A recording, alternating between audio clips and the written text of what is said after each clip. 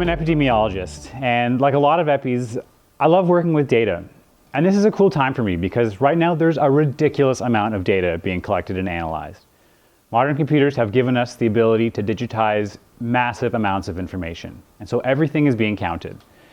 Everyone wants to know what's going on, and data allows us to distill the complexities of the world into simple to understand numbers.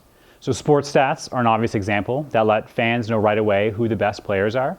And tech companies like Facebook and Google are racing to collect data about everything you do online so that they can better target their ads. And I bet there are people in the room right now who are into collecting data about themselves. So by a show of hands, does anyone have a Fitbit or other exercise tracker? Okay, so good number. What about a smart scale at home? Way fewer, okay, that's what I thought. Well, the world of public health is really no different. There's a huge interest right now in using data and statistics to better understand the health of the populations that public health departments serve. In my own work, I'm using data from hospital records, disease registries, and even surveys to paint a picture of the health of Ontarians. My favorite example of a group using data to improve health comes from the city of Camden, New Jersey. Camden is one of the poorest cities in America, and so it's no surprise that their healthcare system is stretched pretty thin. Hospitals there have been using data to try and predict and identify which patients they think are going to end up costing a lot of money to treat. And after looking at the data, they realized that there was a small number of patients, most of whom had multiple chronic conditions, that were winding up in this vicious cycle where, while their immediate needs were being treated, their underlying chronic conditions weren't being effectively managed. And so eventually, as their health got worse, they would require even more serious and expensive treatments, causing their conditions to become even harder to manage. These few but frequent users of the healthcare system were becoming huge drains on hospital resources. But by harnessing the data about their patients, these hospitals were able to flag these outliers earlier on, better understand their needs, and design more effective treatments aimed at looking at their underlying medical as well as social causes. So it's no surprise then that the power that data has to give us these insights into things we don't really understand well has created this almost insatiable appetite for more and better data. Despite that though, data isn't a magic cure. On its own, it can be misleading, and sometimes, on its own it can be meaningless and sometimes even misleading. So for example, it's a statistical fact that everyone in this room right now has an above average number of arms. And that of the over 90,000 people who died last year in Ontario, most of whom passed away within a day or two of drinking a glass of water. And there's also research that shows that the risk of teen pregnancy drops dramatically after the age of 20. So these might seem like extreme examples of manipulating averages, fooling around with definitions, and implying that correlation equals causation, but they're all perfectly true statistics. And they go to show that just because there is data doesn't necessarily mean it's the right data. This is really where I think the role of an epidemiologist can be most helpful, because apart from just analyzing data, we also have this important role in making sure people are asking the right questions of their data. A big part of my job here at PHO is to use data and statistics to monitor health inequities, that is, unfair differences in health status between different groups of people. So even though we live in Canada, where everyone has theoretically the same access to doctors and hospitals through our public healthcare system, there are still these really stark differences in health between people from different neighborhoods, different ethnicities, different educational backgrounds, income levels, et cetera, et cetera. There's a British researcher named Michael Marmot, who's well known for his work on identifying what's known as the social gradient in health. Dr. Marmot led a study of over 10,000 employees of the British Civil Service and followed them over time to see what kind of diseases they were at risk of. It was known as the Whitehall study, named after the area in London where the civil service is located, and its main goal was to look at social status, measured in this case by employment rank within the civil service. So what he found was that after looking at the data, he noticed a gradual but systematic increase in the risk of poor health behaviors like smoking and poor health outcomes like heart disease as you move down the social ladder.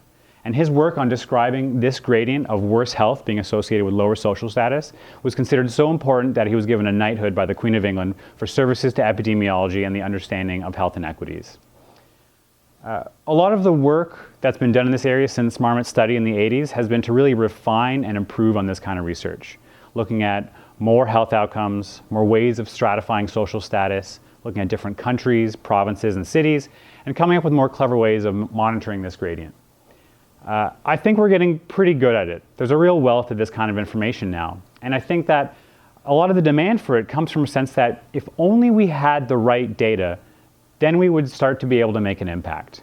And here's how I think people would like data to work. John Snow is this other legendary figure in epidemiology, who's often referred to as the father of modern epidemiology for his work on the investigation of an outbreak of cholera in London in 1854. Back then, of course, it wasn't known that cholera was caused by a bacterial infection and spread by contaminated food and water. So what John Snow did was to map out where people with cholera lived visually in this now very famous map. And by doing so, he realized that the outbreak was actually centered around a very specific water pump right here on Broad Street. And realizing correctly that the water from this pump was what was making people sick, he managed to convince the authorities to remove the handle from the pump, thereby breaking it. This stopped people from being able to get water from there, which cut off the source of the infection and helped bring the outbreak under control. And this is really the expectation I think a lot of people have about how data works, or at least like how they would like it to work. That is, if you just had enough interesting data, it would be possible to sift and comb through it until eventually something meaningful rises to the top, which points the way to some kind of action. The problem with this approach for health inequities is that if I showed you a map of where people with multiple chronic conditions lived in Toronto, which looks like this, it turns out to be almost exactly what a map of where people living in poverty, people experiencing poverty live. However, having now just made that connection, it's not so easy just to remove the pump that causes poverty. Now, I don't want to suggest that this kind of data or research isn't important. There's a lot of value in looking into the data, even if you can't always see what the immediate impact is going to be. For one, policy change can happen in really strange ways, and so it's important to be ready with evidence when there's an opportunity for change. Right now, for instance, there are policy windows opening up around reducing gun violence. So it's really helpful to know what the data says already, now that this is the particular moment in time in which people are looking to make some kind of change. But that's not really what I'm talking about here. On a day-to-day basis, what I want to make sure is that when people go looking for data, they stop and ask themselves the question, why? Why do I really need data? Why this particular data? And basically, what would having data allow me to do that I couldn't already do without it? Thinking through this question of why is often the difference between a misleading statistic that misses the point and some meaningful evidence that can be used to understand and solve a problem. It sounds so basic, but it's really one of the most important things you can do to make better use of your data. And I'll show you what I mean using an example of a time where I was working as an epidemiologist at a local public health department. To set the scene a little bit, we had just conducted a survey of school-aged children. And since kids are a more vulnerable research population, we were starting to get a lot of requests from staff for help tapping into this data. One request came from a program specialist who's interested in improving rates of physical activity. So she wanted to start a new program, but she wasn't really sure what to do yet. So her first step was to go consult the data. She wanted to know what rates of physical activity were across kids of different ethnic backgrounds, thinking that something in the data might point how best to approach creating this program. The problem was that without realizing it, the data she requested would point the way towards creating phys ed programming targeted to only kids of specific ethnic backgrounds, something she wasn't really interested or probably even able in doing. And while I'm really glad she was so interested in what the data said, she didn't realize that what she needed wasn't just data that told her who was at risk, but also data that could be used to achieve her specific programming goals. Once she came to understand why she needed data and how she was going to use it, we were able to help her land on a different approach for her analysis. And I'll contrast that story with another community health nurse who was interested in some very similar data, only this nurse wanted rates of sexual activity stratified by kids of different ethnic background, which on the surface seems like an even less actionable thing to need data for. However, this nurse regularly meets with community groups, and she wanted to use the opportunity to meet with a Chinese community group and give parents accurate statistics about their children and help dispel any misconceptions they might have. She had a really clear reason for why she needed this data, and because of that, she was able to use it in a much more effective way to improve health. In both cases, being purposeful with the data and thinking through that question of why definitely helped it to become more useful. And so for those of you who raised your hands earlier about owning a Fitbit, I want you to stop and think about why you're collecting all that data. Because just looking at that number every day doesn't make you healthier, but it might change how you think about being physically active. even if it's helping meet a daily step goal or just avoiding the shame of last place in the PHO walking challenge.